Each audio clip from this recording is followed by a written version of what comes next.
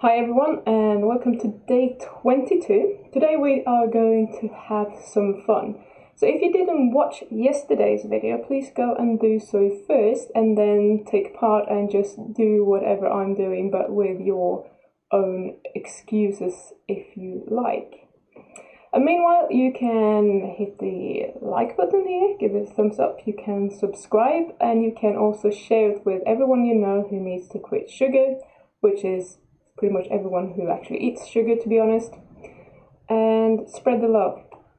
So yesterday I was talking about how our lower brain will come up with any silly excuse it can find for us to start eating sugar again, and a lot of this has to do with the dopamine withdrawal in our brains, so that we feel very, very low, depressed, like life has no meaning without sugar, which when I say it out loud sounds really tragic actually, and I think it is. But that's how we feel, and it's really hard to do anything about it in the moment, but it will pass. But our lower brains don't like it because it's a threat to our survival. We should be feeling good all the time, which is not the case, and no one feels good all the time. So I'm going to go through some of the examples that I gave you yesterday. So the first one, and I'm going to disprove them. So the first one I want to talk about is it's not worth doing this if I'm going to be depressed. Okay? And my argument here is that you know that you're not going to be depressed forever. You might feel like it right now, but that's not the case. It's just a phase, and when you are through, you will feel so much better. You will have true peace of mind, and you will feel true freedom. I promise you. If you are addicted to sugar and you feel like your brain space is taken up by thoughts about food, eating, sugar, shopping food, all those kind of things that are related to consuming sugar, once you're through and once you're free, you will feel an amount of peace and calm and just freedom. And I can't even describe it, but it's undescribable, but it's so nice.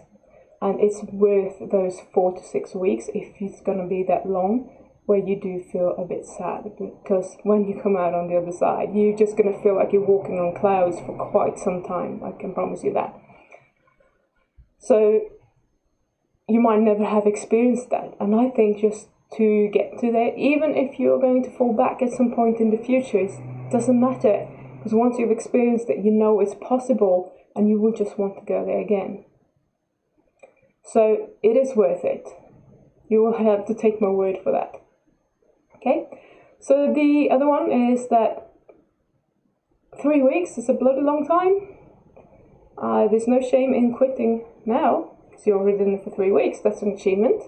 And I agree, there is no shame in quitting after 3 weeks, if that was your plan. However, your plan was probably to do it for 30 days. I know some of you have emailed me and you said, okay, I have these 3 dates during these 30 days, I'm going to eat cake or whatever, and you have a plan for what you're doing, and that is fine, because now you are in control, and that's all good. But let's say that, to make it as simple as possible, you've said, I'm not eating sugar for 30 days, this is what I'm doing, and you want to show to yourself, you want to prove to yourself that you are a person that can do whatever you say that you're going to do. That is who you are, and you can follow your plan, and basically you can do anything for 30 days, and you really can do that. The only reason that you will be wanting to quit is because your lower brain thinks that it's much more pleasurable to be there, but you are actually now a person who doesn't give a shit about that. You just want to challenge yourself, you want to get healthier, maybe you want to get your insulin sensitivity back, maybe you want to cure your type 2 diabetes, maybe you want to lose weight. Whatever your reason is, you can do that, and you can stick to your plan and just follow through. And that's it. You're going to feel better for it. 3 weeks. There's no shame in just doing 3 weeks, but you said 30 days, and 30 days is better than 3 weeks, and you can do that. One I want to bring up is I'm not addicted to it anymore, so I can safely have a little bit.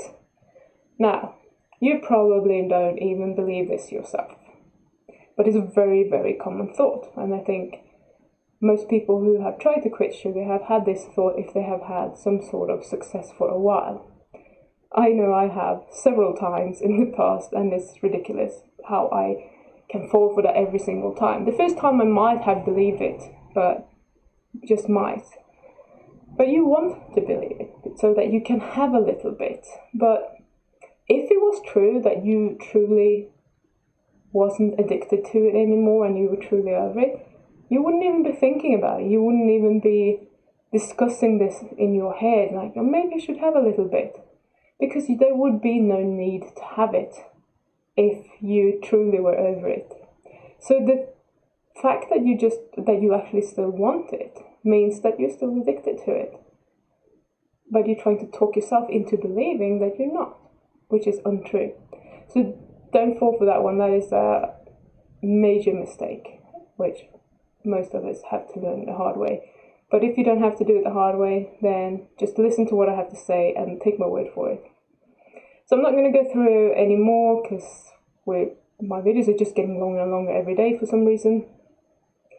But basically this is how you do it. You just write down the sentence, which I hope you did yesterday, and then you basically just prove yourself wrong. You just show yourself how your thinking and your statement is BS. It's just something that your brain will tell you that isn't true, and it's just to manipulate you into going back into your old habits, which are safe, because when you did it, you were still alive and you felt good, so everything must be good, okay? This won't cure anything, but if you can pay attention to what your brain is doing and spot the lies, and spot the lies that it's telling you, it's so much easier for you to use your rational part of the brain and say, no, thanks, I'm good, I don't need to do that, I'm not doing that. So just by being present and being aware of what's going on, it's going to be so much easier for you to keep doing the things that are good for you. And that was all for today. Thank you so much for watching. I really appreciate you all, and I will see you again tomorrow.